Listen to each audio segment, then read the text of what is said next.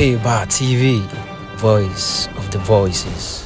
Kabai sisa ma enkenye senkayanse sa he abusuafuo yi pa free yeso pa nkwa principalities fuo yi si yanse sa wo mo pa mo man ko pa dia enka Bawumia be wie 4 years nanka Ghana de abose ye to nanka Ghana ne de ka Ghana de nanka sei nanka Ghana pa de nya Ghana bi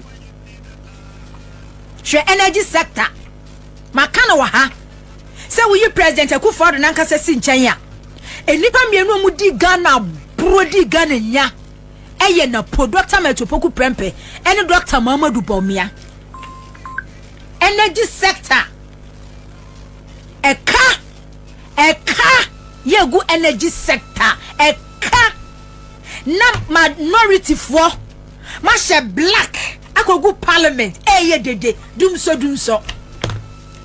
omo yesa dede no they know omunim o how omo de agu Ghana fo so afeno markets kri nyina yin kri no say ne yenya ne yama 2 hours na eninsem hu bia person ka bia won kan aya black akosi wonu ya ena dumso nyina no omunim say senye leader to say President Mahama enka by now Ghana dumso crisis anke wo mu no enye bi ni say 3 days 4 days ni ya dum light 5 hours yankupo hu Ghana mabo kwa me yan start ni enkoye mo President Mahama yini na ye ntoto asonko mo ma me se waka Ghana ka ye start ye firi ho e ka o mine edie na manya bre na ma kire mu President Mahama ye campaign o committee those days no labor unions ni trade union congress no ka chom say aye ba mo ma ye honeymoon days any ade no na nkofo kan na no wa madwuma ye ene nipa no kwa wa pe president no munti asem a waka ye bedi honeymoon a day President Mahama swearing in ade chi ya pe ena independent power producers onu amuhia ye won office ya ne office ya wa ya hayi cantonment hayi sense won so ya la bonu ne office ya wa hayi da President Mahama ne swearing in ade chi ya pe anopa ko na wo ye meetings wa ha na chief of staff honorable Julius Dabramu ye engagement meetings wa ha John Jina po ni emundi ba no start e engagement e wa ha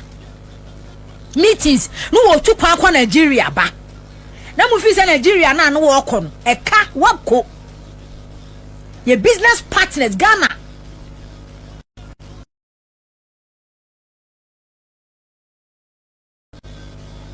but in all no oso to opposition ohun so wo minor say ohun so Ghana asay Ghana wo crisis Ghana mu nipa ebre wo man mu timamfo ebrankasa a teacher for bread nurses are suffering teachers are suffering carpenters are suffering students are suffering hairdressers are suffering okay yanko ohun wanyina en wo say empremprem buafo empremprem Ghana jefo enyi obiade waye bida ono John Dramani Mahama ene betimi aba abegye wo man no no wasiesie wo man no enti said ye di kan ka kire ye say Ghana be ye yie bi mu a e be take ye mfisia polepole aduasa 3 decades 30 years no President Mahama say 4 years yen schedule betimi aye sustainable levels and ultimately eliminated. The financial sector continues to struggle despite the reportedly spending of 29.9 billion on the financial sector cleanup exercise up to date. Scant reserves were also left for debt servicing, despite implementing what may be considered the most severe and distressing sustainable levels and ultimately eliminated. The financial sector continues to struggle despite the reportedly spending of 29.9 billion on the financial sector cleanup exercise up to date. Scant reserves were also left for debt servicing, despite implementing what may be considered the most severe and distressing economic policy in the annals of the Fourth Republic, if not in the entirety of our nation's history. And I'm referring to the domestic debt exchange program. This is in stark contrast to our actions in 2017 before we left office, when we allocated $250 million to the sinking fund handed over to the incoming government to service debts, Ghana's debts. There have been claims that buffers were left for debt repayment, oncoming debt repayment this year. Mr. Speaker, honorable members, let me give you the statement of account for the debt service reserve account, which is also popularly referred to as the sinking fund. This fund shows a balance of only $64,000 in the dollar account. $64,000 in the dollar account, and 143 million Ghana cedis in the CD account. The repercussions of the accumulation of debt and economic mismanagement will require extensive work and sacrifice to repair. In the next 4 years, to put things in context for you, Mr. Speaker, in the next 4 years, our debt servicing will amount to 280 billion cedis. And this comprises of 150 billion for domestic debt and 130 billion in external debt servicing. Our catastrophic debt position has also severely impacted infrastructural projects that should have been completed. Currently, there are 55 stalled projects due to the default of debt and subsequent restructuring, with a total value of $2.95 billion not disbursed. The stalling of these projects is expected to result in a cost overrun of about 15 billion cedis.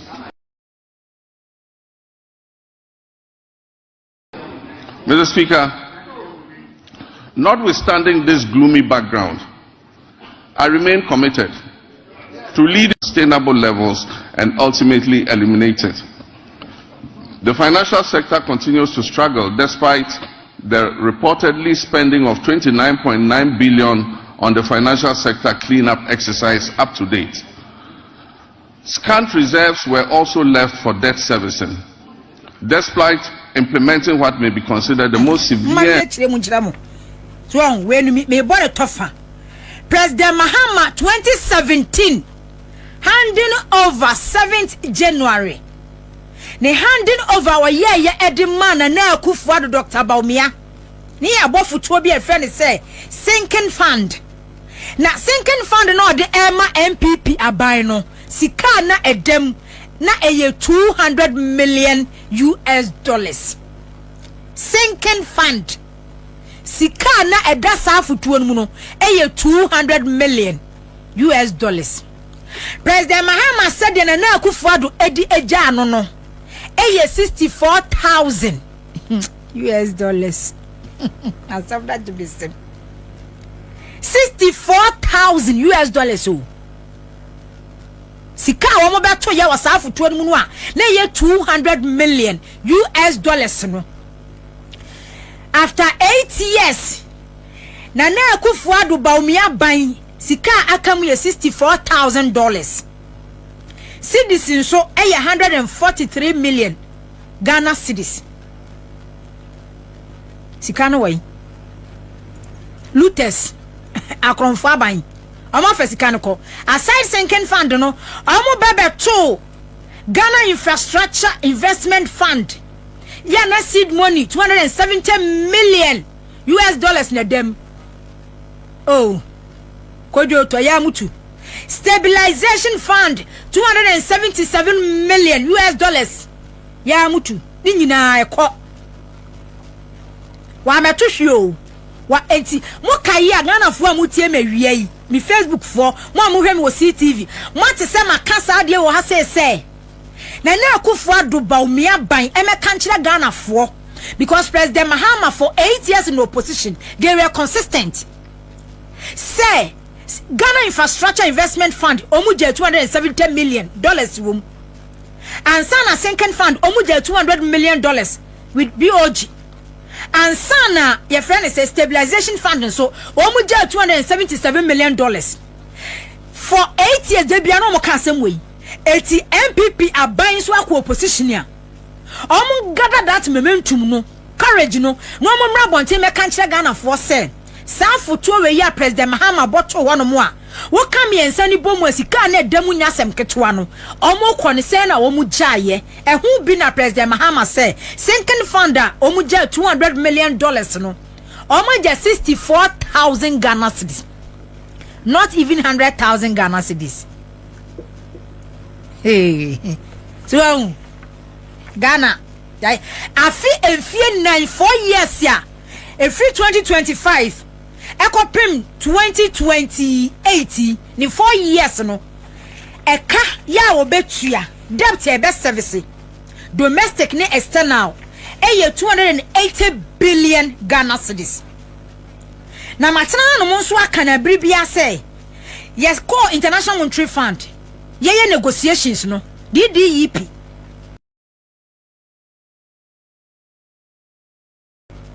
debt exchange program ayeye no so 2022 2023 2024 MPP aban oman service debt bia external debt say ye swa dollars akwane ye creditors yakwakotu omo kana omo antua bida omo sumsaka ni nyina de good President Mahama so ya start etua from this year 2025 etino omo necessary na do second term ne de 2021 omo settle kakra no tua kakra no ekon omo antua biem but omo sumsaka ni nyina de good President Mahama ban so ya saka no 4 years ni eka obetua eye 280 billion Ghana cedis. Hey, me say, oh, we no nka can first rank o ma mena san krofo we nka o ma mena yi o ma tu agira yi ana adwo na nke de ade akohye hye o mani na nke do ma kogire gina no ya level so kama yes because untimi your mind population over 3 population rise na on say no 33 million na won say no na won trans na won di me se we ya ene President Mahama akogina ho ye ni abe kasai we do ko president former President Akufo Addo wanu mu nunu adidi ame ada aba na numa hwewiem adwen awodwen o se bank na wo mu eguru no eka ya service etwamu 29 billion Ghana cedis se President Akufo Addo former President Akufo Addo ene Bawumia banks ehia 9 billion Ghana cedis ni ade bebo Ghana fo nyuma ho ban ama Ghana fo aye adwuma 9 billion say be invest 9 billion ewo mu no ye gu no ama oman no e ka be to oman no so egusu aye tua eye 29.5 close to 30 billion Ghana cedis. Hey President Mahama waka say we are I before no instruct wo mo kwacheche nkrofo na me dey nsam keke kan say kura na say o mo da so atete mu fie kura di mi kura na ne ye kura ye start adwa ye bu kura start afu kwa me ye kwa next one afeyentie eka wo beto ye from 122 billion yentie President Mahama say eka na ban aba beto cocoa sector eka wa ba beto ho yentie ni nyina and then Ghana ni bia so nim say cocoa sector ne de omagunu omagomu kro no Ghana Cocoa Board. The hope of cocoa farmers is also highly indebted. Its balance sheet indicates a total debt of 32.5 billion Ghana cedis, of which 9.7 billion is due to be paid at the end of September 2025. Ghana Cocoa Board. The hope of cocoa farmers is also highly indebted. Its balance sheet indicates a total debt of 32.5 billion Ghana cedis, of which 9.7 billion is due to be paid at the end of September 2025. In 2023-2024 crop season, Cocoa Board was unable to supply 333,767 metric tons of cocoa, which it had sold at $2,600 per ton.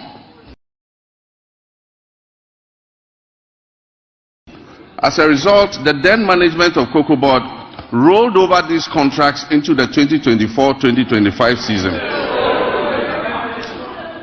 Honorable members, Mr. Speaker, this implies that for every ton of cocoa delivered this year, in fulfillment of the rollover contracts, Cocoa Board and Ghanaian farmers are going to lose $4,000 in revenue.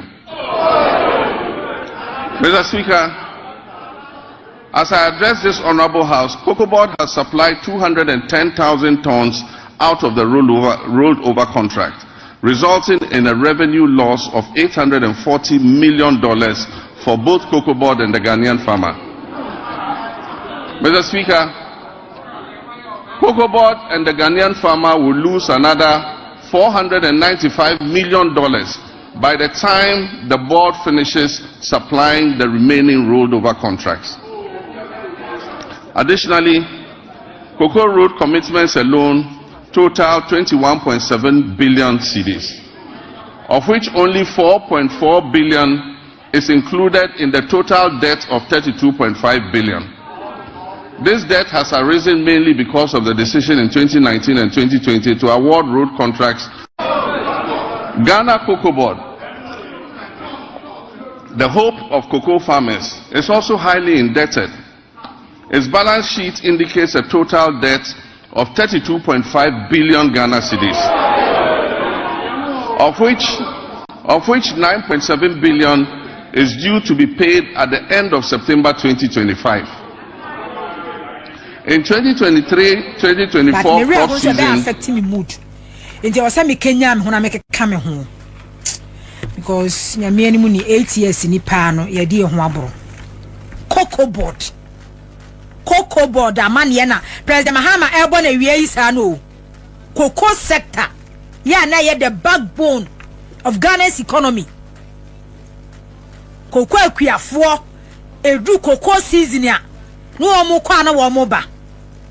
President Mahama say a car ya edahonomo eye 32.3 billion Ghana cedis. Na sa e ka we na edahonomo no afi ya September ye e wo si etua 9 billion Ghana cedis. President Mahama ne handing over 2017 na cocoa season cocoa ye produce wa Ghana ha say no 960,000 metric tons. 2022-2023 cocoa season. Cocoa e wase ye toni ye de ko. Ye kwaji cocoa loan. Ni ye de bitua ye ho aka no ne ade no. Ye ntimi enya cocoa ni nyina metric tons do ye de ko no. Ye shortly. Be say 333,000 metric tons. Ena sa Cocoa Board papa no ho edu no. Bo ahin edu. Oni fifi buafo o man FM guy no a ya se ene udu trasa kwa me mansion to so sa ene he 333,000 metric tons ho kan nyina no almost sum e de agu NDC aban eso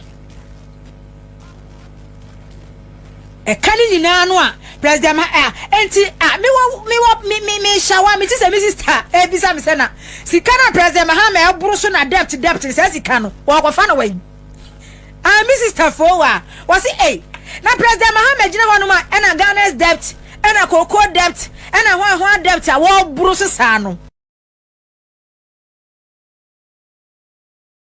se sika no President Mahama kwa kwafa no we say na President Mahama dan 1 penny baby antena for wa na kan say President Mahama dey one asoma no ada no 1 penny baby antena case na ehu o eye serious ankasa ye kan say ya me kai NDC wo opposition na se kwabena betena ha listo we betena ne ye betena ha se ni ye kan obi gina kire a office wo pese NDC ba power wo pese President Mahama sa ba power enti na bia wani abere a wo kan sembi edigu aban ne so. But and then me pesa me catch wo say anodompre afenyo markings sa micro minority no a omugu ofia na no ma she black no sa report we information when President Mahama give you out no enye omo wanwo because omo ya where omo dear President so omo to one mama ye di na omo nim na omo anka setiri mu no omo ani ewu omo ani mu agu ase because omo hu so omo ne Ghana ndi ne yie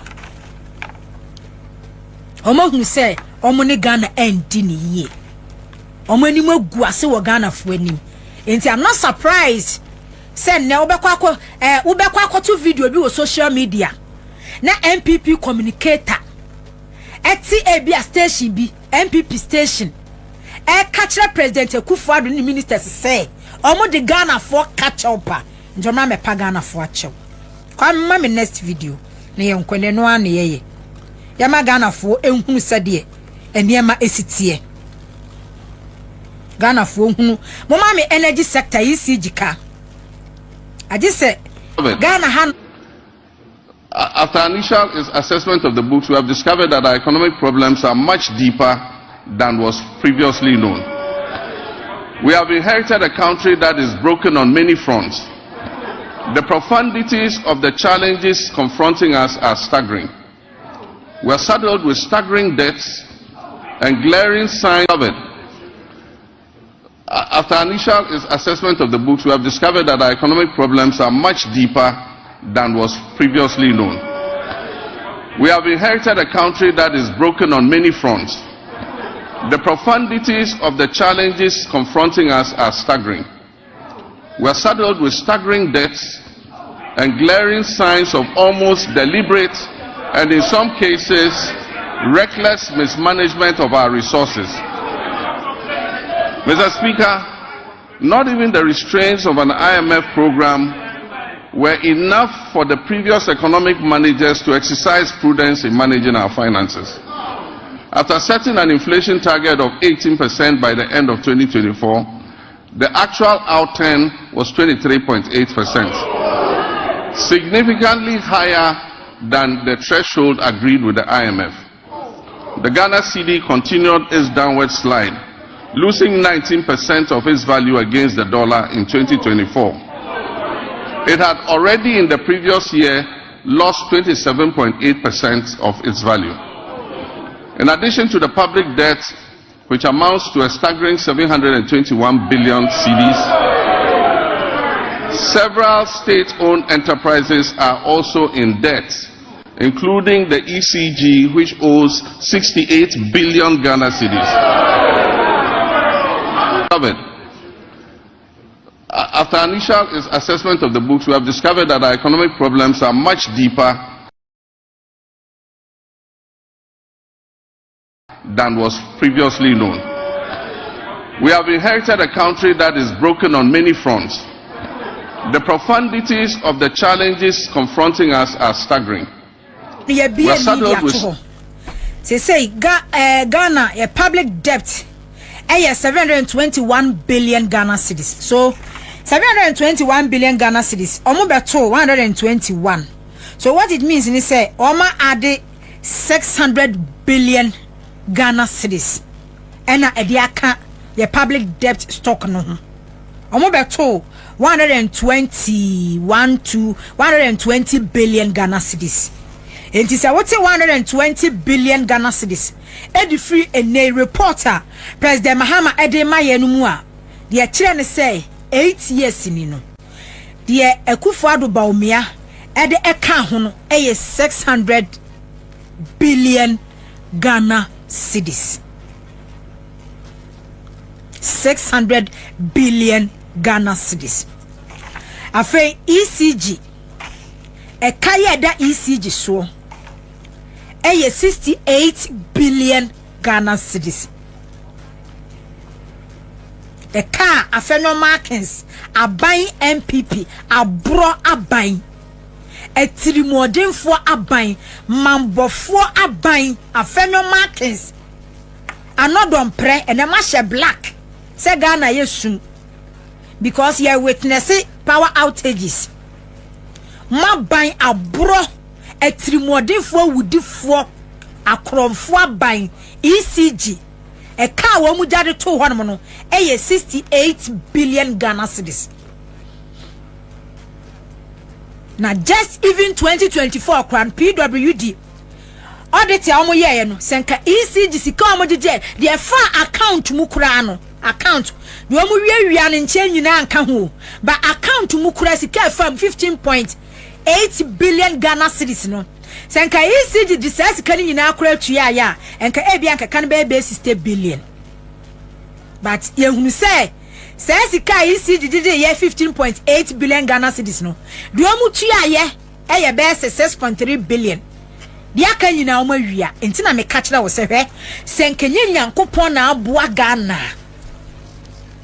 na ye da ya sorry 7 December na dia ba chi ne kwasi ada 8 December na po vice nyame mpangu mabonsam fafira nyankopon wo mpangu ala kiaye nyame mpangu ye twam ye du yesu mo je twam na po energy minister 4 years otu fun yen so betu fun pa de amount minister otu fun uyu obetu fun no de amount na po ye energy minister e ka wono ye energy minister no wa brodi egu hono no ECG kan no 68 billion Ghana cedis oso wasape vice president yedi ni akase na po kwa head economic management team say ye jimienti because ye Jimmy 8 years 2017 ekopem 2024 ezino mu free 2025 nso Jimmy fo na omudi yeso no ya say Jimmy ya chese ye de so Jimmy fo de bi mada enti na po Ghana beda obesori ye 8 December ne ya tra ukwa Google na wo ba the vice president of the Republic of Ghana is ready nyankopon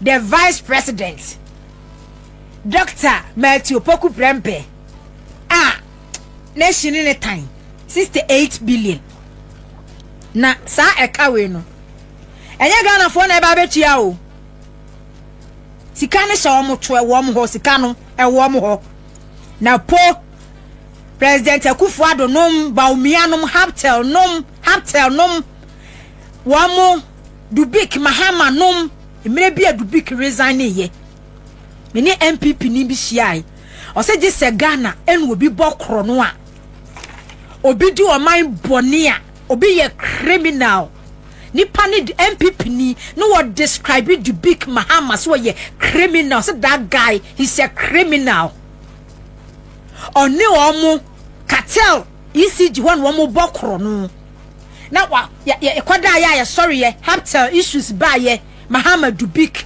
a resign no akwa akotena fie under his watch and omo import to container $500,000 hwe $500,000 no a wo mo ema ni si ho no mo a aban no confiscate ya obi koto 100,000 Ghana cedis omo fa che koto $300,000 na obi asori aka kire Ghana ni say President Mahama ntimi njeli obia President Mahama ontimi njeli obia how said that President Mahama ntimi njeli obia mama me national service dia ne yenko ye mama agenda wa mama answer mi wi agenda wa matoa so now no energy minister interview ye o say IMF for proposal so come to ayi kan ya bom say 53% ni ntumu ne hani pawo because me se Ghana ha last year 2024 me bill me tua many bam ho son from 250 me tua 800 o man kan che so ma tun kan ya bom 1000% 53% ni ntumu ne ha ye yo but enenam kwa yisa na egu nkofo account ECG na egu nkofo account mu saa na o maboa no na ya be ka kire Ghana for say ECG de ka 68 billion eye ka da ho because akromfo cartel mo mame ekaya ya burusu nyina ye nkrofo ye gya nyina hospital ba ko pe 8 years ko mansi bi agenda 111 President Mahama say ba ko pe na Akufo Addo so ne last so na waka kire Ghana force agenda 111 wie mu 3 ni predecessor President Mahama so obo papa no mu hia na mu siri hu waboa pani mu odi ntro wo so waboa. The Agenda 111 program, which was started as a knee-jerk reaction during the COVID-19 pandemic, when the Ghanaian public had begun to appreciate the significant investments that the previous NDC administration had made in healthcare facilities, and began to lament the many hospital projects that had stalled under the previous administration, a promise was made to build 111 hospitals. Mr. Speaker, I'm sad to note that there is no dedicated funding source for such a gargantuan project. There is no dedicated funding source for this gargantuan project.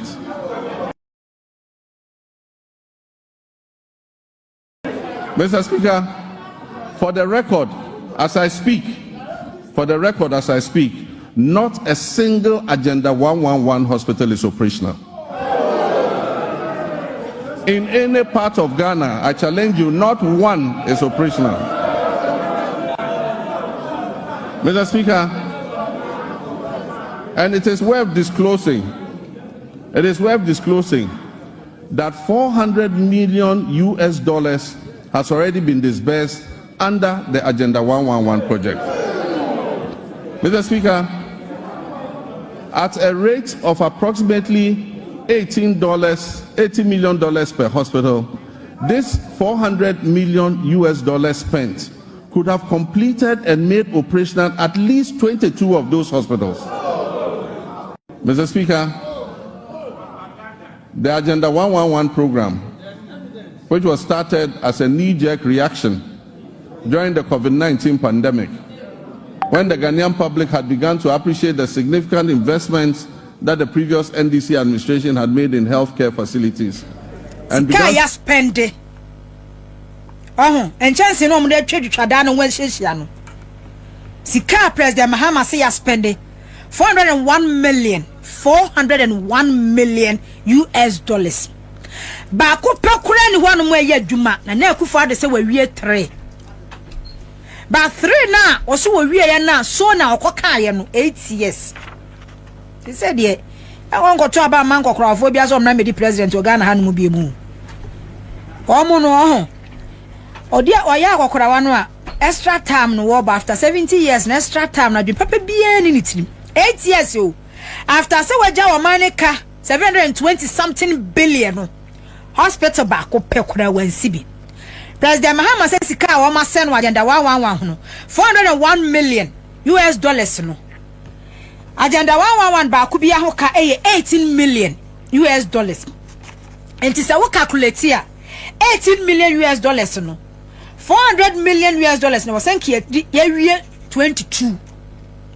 Baku 22. I was saying ye tanky operational. Contractor ni wie ya na chese ye tani key nurse for doctor for patients you come ne akwa ye adwuma after see spending 400 million US dollars no ba ko pe ha Mrs. said akokora bia me di president okrom ha bi mu kwa me ma me fa na wa kokora we bia nya 70 years a wo extra time a wo bona dwen papa bia me si we mu na we no ya busua pani obi wu no obedi ade a kokofuo behwe waton abusua fie no waton abusuan sase wo twa tondi ono wo ginewu onfo bia ho my last one osi national service scandal no ebi adwane de wo bedwane but wo beba abe fesi yenye energy okay yenye energy wi ana atoa so national service ntina eno ana mitu MDC fo no funu sebo adom na aso hoso and I dear child for baby, congratulations. Mr. Speaker, my administration inherited an energy sector on the brink of collapse. It was weighed down by unsustainable debt. This unfortunate situation has led to many independent power producers and fuel suppliers threatening to cease their operations. Mr. Speaker, listen to this. Despite collecting over 45 billion cedis in energy sector levies, ESLA, over the last 8 years,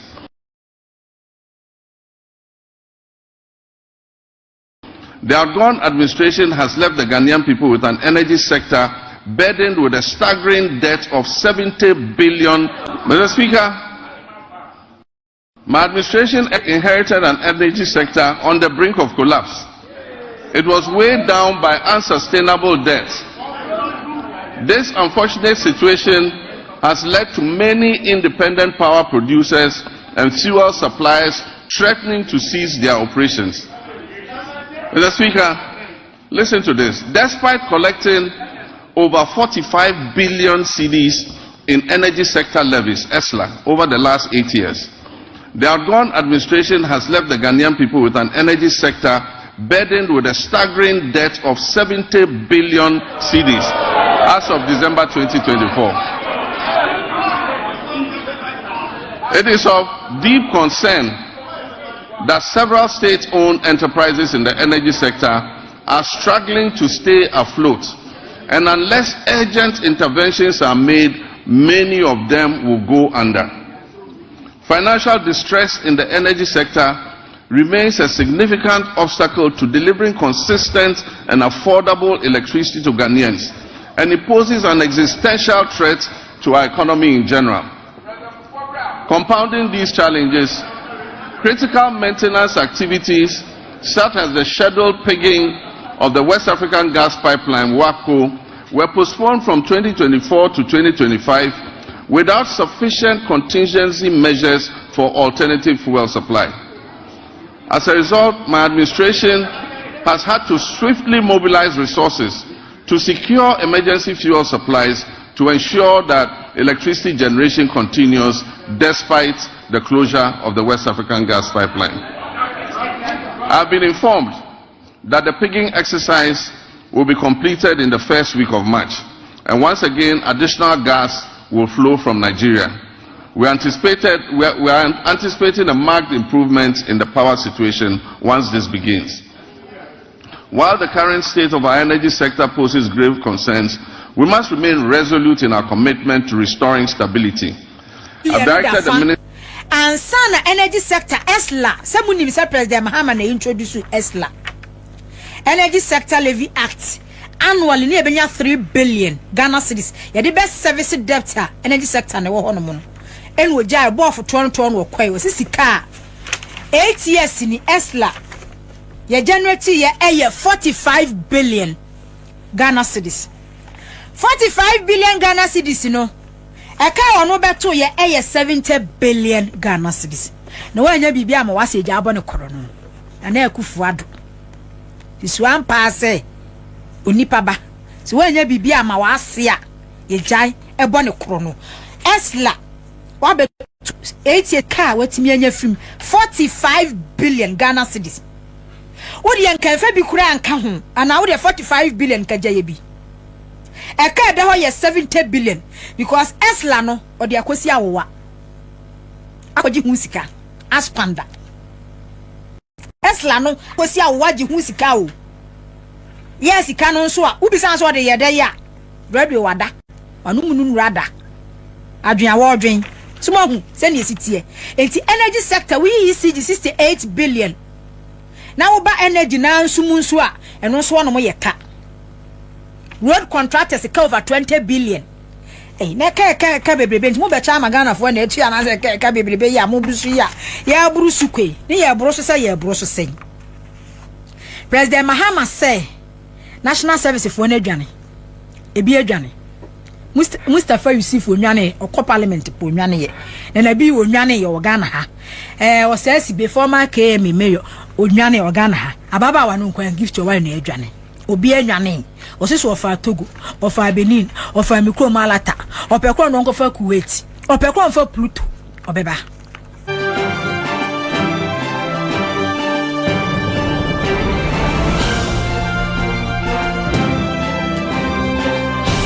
K-Bar TV, voice of the voices.